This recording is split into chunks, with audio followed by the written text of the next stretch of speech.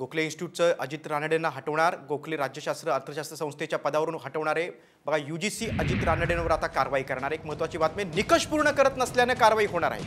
गोखले इन्स्टिट्यूटबाबत बघा ही महत्त्वाची बातमी, अजित रानडेंना आता हटवलं जाणार आहे। यूजीसी अजित रानडेंवर कारवाई करणार आहे। निकष पूर्ण करत नसल्याने ही कारवाई होणार आहे। आपण अधिक माहिती घेऊ, आमचे पुण्याचे प्रतिनिधी नितीन पाटणकर आपल्या सोबत आहेत। नितीन, यूजीसीचा हा महत्त्वाचा निर्णय असणार आहे, अजित रानडेंना हटवलं जाईल, काय अधिक माहिती?